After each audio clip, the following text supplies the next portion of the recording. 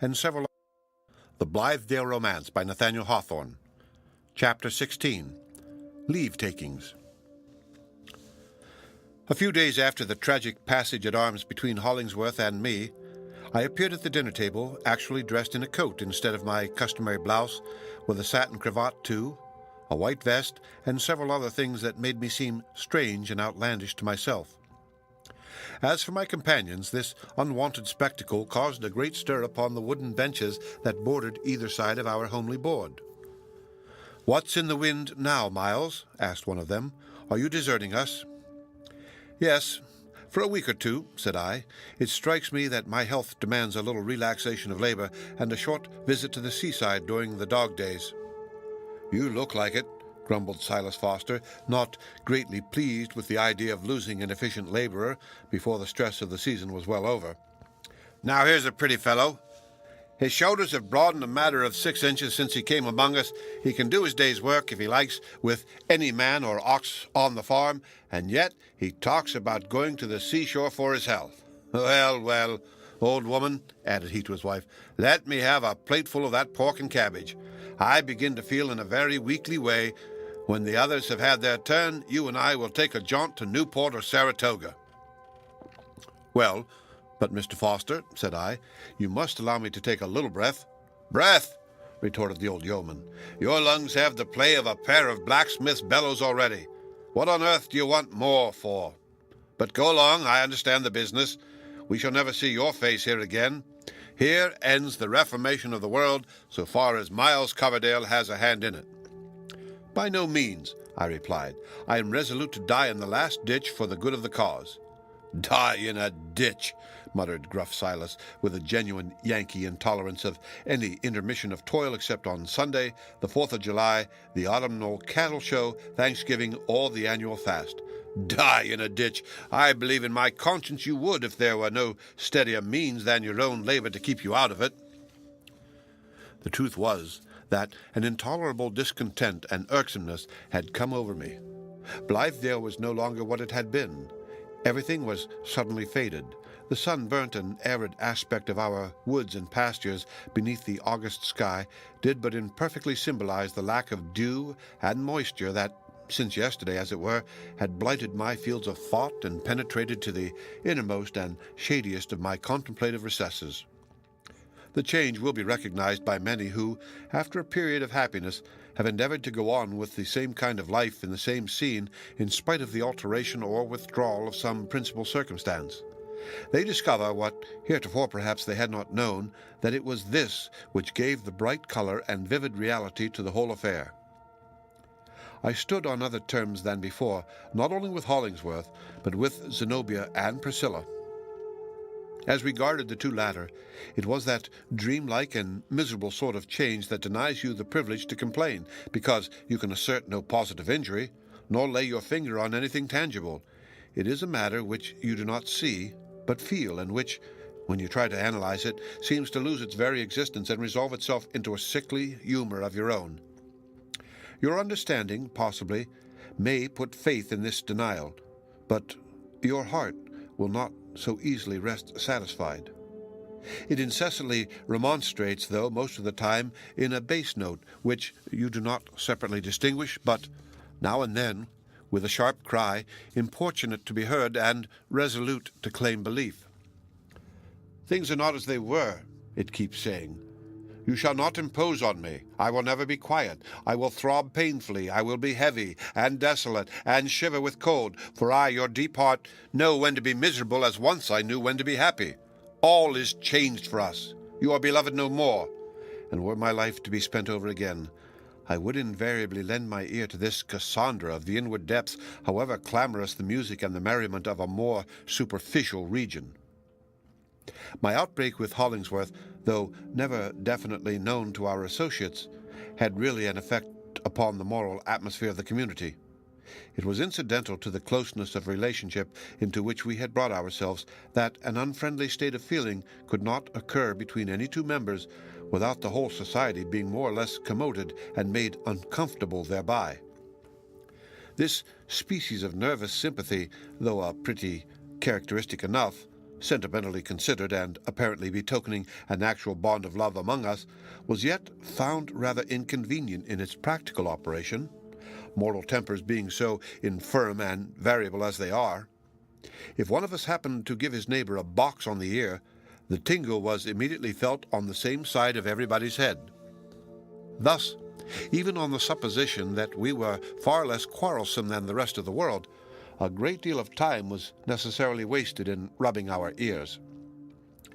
Musing on all these matters, I felt an inexpressible longing for at least a temporary novelty.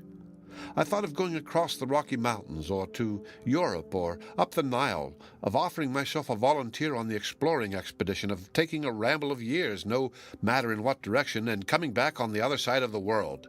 Then, should the colonists of Blithedale have established their enterprise on a permanent basis, I might fling aside my pilgrim staff and dusty shoon and rest as peacefully here as elsewhere. Or, in case Hollingsworth should occupy the ground with his school of reform as he now proposed, I might plead earthly guilt enough by that time to give me what I was inclined to think the only trustworthy hold on his affections. Meanwhile, before deciding on any ultimate plan, I determined to remove myself to a little distance and take an exterior view of what we had all been about. In truth, it was dizzy work, amid such fermentation of opinions as was going on in the general brain of the community. It was a kind of bedlam for the time being, although out of the very thoughts that were wildest and most destructive might grow a wisdom, holy, calm, and pure, and that should incarnate itself with the substance of a noble and happy life. But as matters now were, I felt myself, and having a decided tendency towards the actual, I never liked to feel it, getting quite out of my reckoning with regard to the existing state of the world.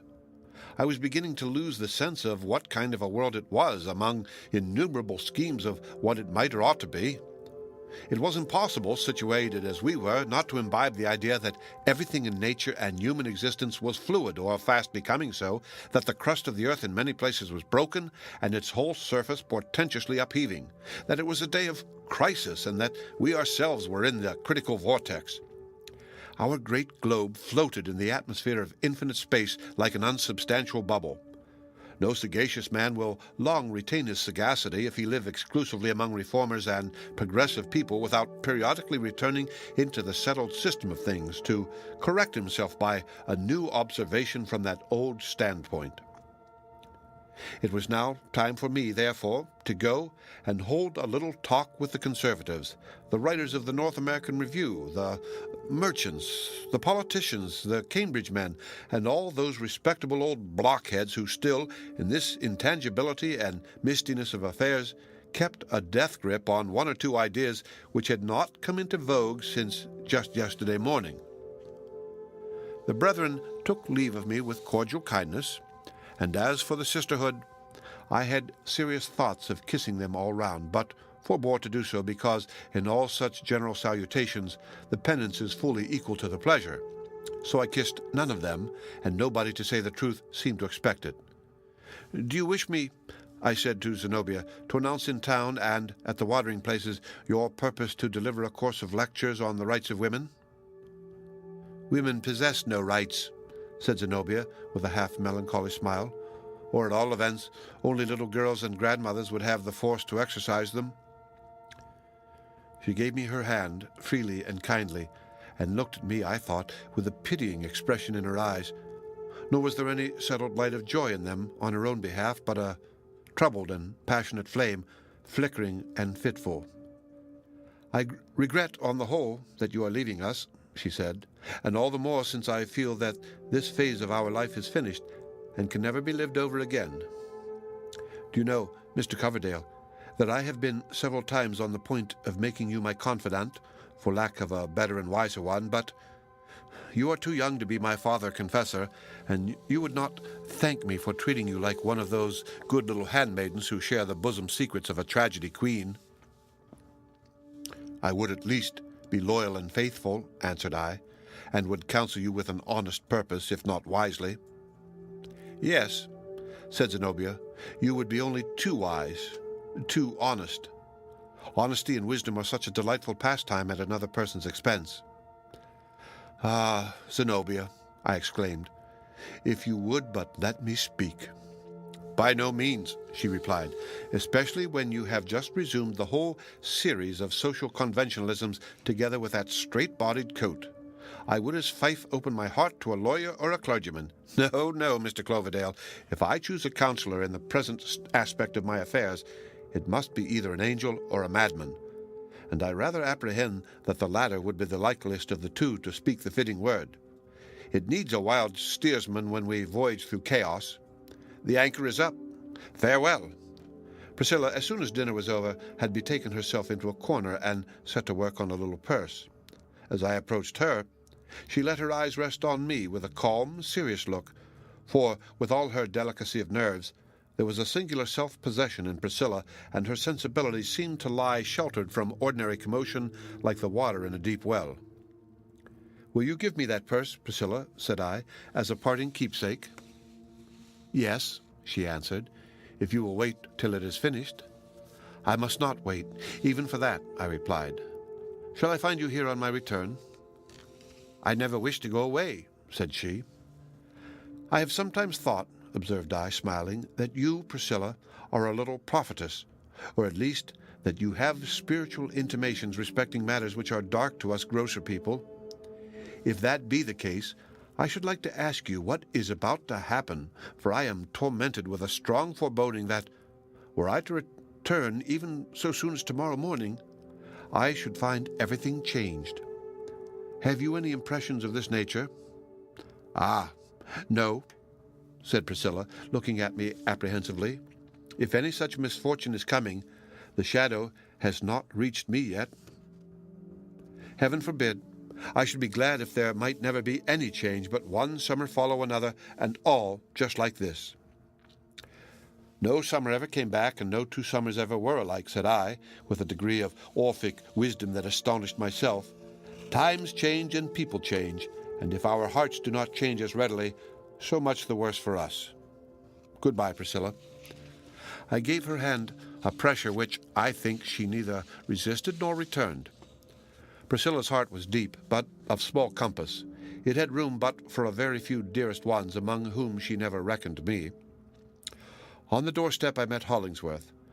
I had a momentary impulse to hold out my hand, or at least to give a parting nod, but resisted both. When a real and strong affection has come to an end, it is not well to mock the sacred past with any show of those commonplace civilities that belong to ordinary intercourse. Being dead henceforth to him, and he to me, there could be no propriety in our chilling one another with the touch of two corpse-like hands, or playing at looks of courtesy with eyes that were impenetrable beneath the glaze and the film. We passed, therefore, as if mutually invisible. I can nowise explain what sort of whim, prank, or perversity it was that, after all these leave-takings, induced me to go to the pigsty and take leave of the swine. There they lay, buried as deeply among the straw as they could burrow, four huge black grunters, the very symbols of slothful ease and sensual comfort. They were asleep, drawing short and heavy breaths which heaved their big sides up and down. Unclosing their eyes, however, at my approach, they looked dimly forth at the outer world and simultaneously uttered a gentle grunt, not putting themselves to the trouble of an additional breath for that particular purpose, but grunting with their ordinary inhalation. They were involved and almost stifled and buried alive in their own corporeal substance. The very unreadiness and oppression wherewith these greasy citizens gained breath enough to keep their life machinery in sluggish movement appeared to make them only the more sensible of the ponderous and fat satisfaction of their existence. Peeping at me an instant out of their small, red, hardly perceptible eyes, they dropped asleep again, yet not so far asleep but that their unctuous bliss was still present to them betwixt dream and reality.